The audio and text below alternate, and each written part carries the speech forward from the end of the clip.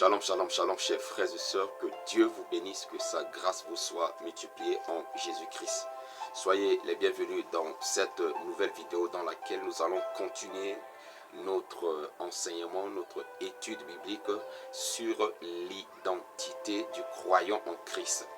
La dernière fois, nous avions parlé de ça, c'est avant la dernière fois, puisque la dernière vidéo, j'ai parlé de la colère.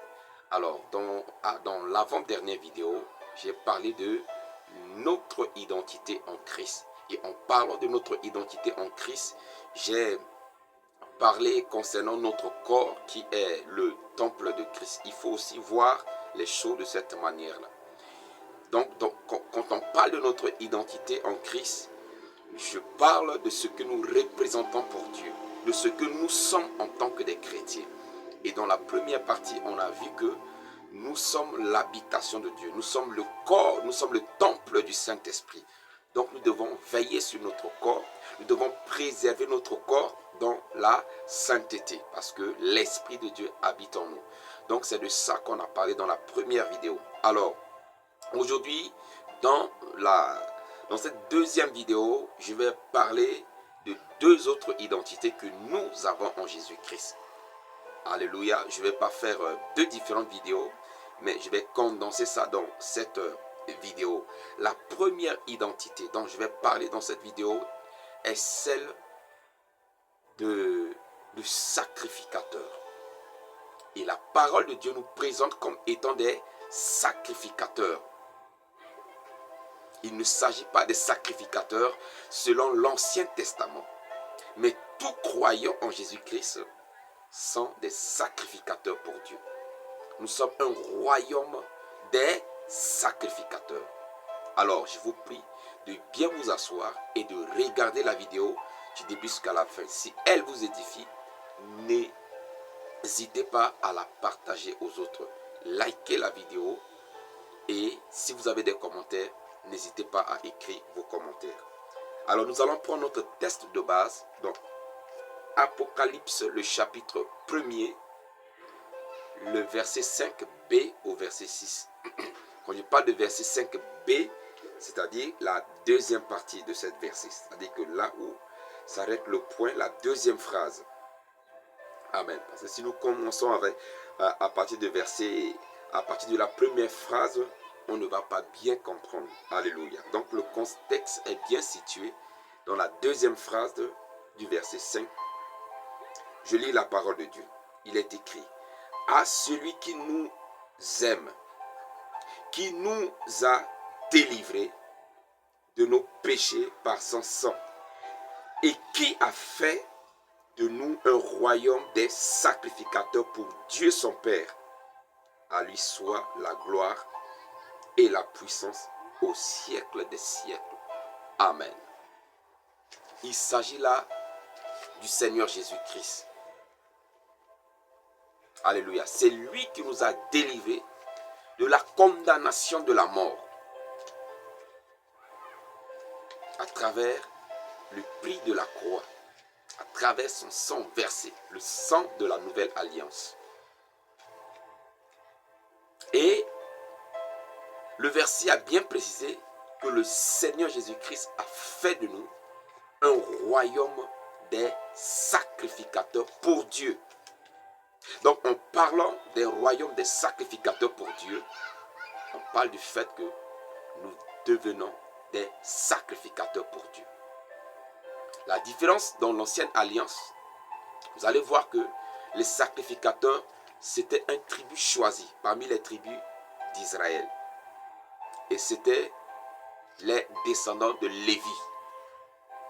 Mais la bonne nouvelle est que en Jésus-Christ, nous sommes tous des sacrificateurs pour Dieu. Et quand on parle des sacrificateurs pour Dieu, il ne s'agit pas uniquement des pasteurs. Il ne s'agit pas uniquement des apôtres ou bien des prédicateurs. Même s'il s'agit des prédicateurs, nous sommes tous appelés à prêcher le Seigneur Jésus-Christ. Alléluia. Donc, étant en Christ, étant des croyants en Christ, l'une des choses que nous devons savoir de notre identité, c'est que nous sommes des sacrificateurs pour Dieu. Alors, quand on parle de sacrificateurs, nous avons la racine de ce mot sacrificateur, sacrifice. Alors, il s'agit de quel sacrifice? Parce que le sacrificateur de l'Ancien Testament, c'est celui qui offre des sacrifices, qui brûle des sacrifices sur des autels à Dieu. Alors, qu'en est-il de nous? Ça veut dire que nous aussi, nous sommes là pour faire des sacrifices, pour brûler des parfums, pour brûler des animaux sur un autel quelconque à Dieu? Non. Voyons ce que l'apôtre Paul nous dit dans Romains le chapitre 12, le verset 1er. Là, nous comprenons de quel sacrifice il s'agit. Romains le chapitre 12, le verset 1er dit ceci. L'apôtre Paul dit: je vous exhorte donc, frères, par les compassions de Dieu, à offrir vos corps comme un sacrifice vivant, saint, agréable à Dieu, ce qui sera de votre part un culte raisonnable. L'apôtre Paul dit, il exhorte les frères en Christ à offrir leur corps. C'est lui second, c'est la version du second qui dit leur corps. Mais comme vous allez lire d'autres versions comme Parole vivante que j'aime bien, cette version présente mieux à offrir notre vie. Il y a d'autres versions qui parlent de notre personne, à offrir notre personne. Et ce terme offrir notre personne, ça ne veut pas dire que nous devons nous suicider. Non. Mais ça veut dire quoi? Ça veut dire que nous devons nous consacrer à Dieu. Et c'est là où nous voyons que la consécration, ce n'est pas ce que souvent les gens pensent.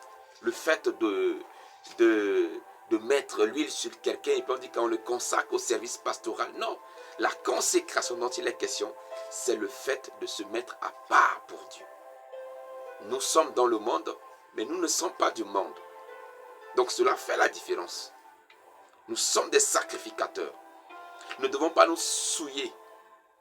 Nous ne devons pas nous comporter n'importe comment. Mais nous devons nous comporter comme vraiment des personnes mises à part pour Dieu. Dieu nous a mis à part pour lui. Et nous devons nous voir comme des personnes mises à part pour Dieu. Sanctifiées pour Dieu. Alléluia. Et étant mis à part pour Dieu, nous devons comprendre, bien-aimés dans le Seigneur, que le monde a des yeux fixés sur nous. C'est ce que Jésus va dire plus tard, ou Jésus va dire plutôt d'avance, dans Matthieu, que je vais lire, dans Matthieu le chapitre, laissez-moi trouver le verset rapidement, Matthieu le chapitre 5. Matthieu, excusez-moi. Voilà. Matthieu chapitre 5, le verset 13. Et c'est là, nous allons voir comment le Seigneur présente notre identité ici. Alléluia. Matthieu chapitre 5, le verset 13 dit: vous êtes le sel de la terre.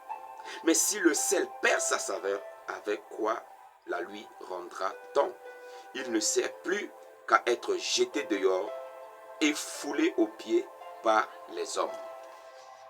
Vous voyez, bien aimés dans le Seigneur, en tant que des sacrificateurs pour Dieu, nous voyons, le Seigneur Jésus nous présente encore une image. C'est une métaphore. Alléluia. C'est une métaphore. En parlant du sel, il utilise cette image pour passer un message. De la manière que le sel donne du goût à la nourriture, de même manière, les enfants de Dieu que nous sommes, en tant que des sacrificateurs de Dieu sur terre, nous donnons un sens de vie à la terre, un sens de bonne moralité. Parce que si on enlève les enfants de Dieu bien-aimés de ce monde, imaginez ce que le monde va devenir. C'est parce que nous savons que nous sommes des sacrificateurs pour Dieu. C'est pourquoi nous vivons d'une manière sainte, d'une manière pure, pour honorer le Seigneur. Mais si, bien aimés dans le Seigneur, nous ne vivons plus de cette manière, c'est que le monde va devenir un chaos. Il y aura, imaginez déjà, malgré la présence des enfants de Dieu dans le monde, regardez ce que le monde est devenu aujourd'hui. Et si on enlève les enfants de Dieu, ça va être un chaos total. Ou si les enfants de Dieu perdent contrôle de leur identité, ignorent ou oublient leur identité, nous allons commencer à faire quoi? À nous souiller comme ce monde est souillé. Alors le Seigneur nous montre cette image pour dire que c'est nous au contraire qui, à travers notre bonne moralité en Jésus-Christ, à travers notre vie de sanctification, à travers notre manière de marcher dans l'intégrité, nous donnons l'envie de vivre à ce monde. Il y a des gens dans ce monde qui n'ont plus envie de vivre. En Europe, on parle de suicide chaque année. Le taux de suicide qui ne fait qu'augmenter chaque année. Mais si nous, les enfants de Dieu, nous démontrons dans ce monde qu'il y a de l'espoir, bien aimés dans le Seigneur, cela peut diminuer le taux de suicide. Cela va diminuer le taux de mauvaise moralité. Combien de femmes aujourd'hui accouchent et jettent l'enfant dans les caniveaux? Nous voyons ça chaque jour en Afrique. Mais en tant que des enfants de Dieu, en donnant du sens à ce monde, bien aimés dans le Seigneur, cela va donner l'envie de vivre à ceux qui pensent que ça ne sert à rien de rester vivant. Il faut se suicider. Ça ne sert à rien de garder sa grossesse. Il faut quoi? Il faut avorter. Il faut changer de sexe. Bien aimés dans le Seigneur, nous sommes le sel de la terre. Nous donnons du sens à la vie. Au temps de Noé, les gens ont perdu ce sens-là. Et Dieu a détruit la terre à cause de cela. Mais de nos jours, nous sommes ceux qui sont appelés à donner ce bon sens au monde. Et il poursuit, toujours en utilisant une métaphore, il poursuit dans le verset 14. Matthieu chapitre 5, le verset 14, le Seigneur Jésus poursuit, il dit, vous êtes la lumière du monde. Après avoir parlé du sel, il poursuit en disant quoi? Vous êtes la lumière du monde. Une ville située sur une montagne ne peut être cachée. Et on n'allume pas une lampe pour la mettre sous le boisseau. Mais on la met sur le chandelier et elle éclaire tous ceux qui sont dans la maison. Que votre lumière luise ainsi devant les hommes afin qu'ils voient vos bonnes œuvres et qu'ils glorifient votre Père qui est dans les cieux. Que les gens qui ne connaissent pas le Seigneur, qui voient notre lumière, cette lumière, il s'agit de quoi? Il s'agit de notre manière de vivre, de notre manière de vivre dans la justice. Aujourd'hui, le monde est rempli d'injustice.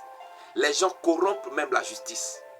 Mais si nous, les enfants de Dieu, nous vivons d'une manière intègre, nous faisons ce qui est juste, cela amène ceux qui sont victimes d'injustice à comprendre qu'il y a encore de la justice dans ce monde.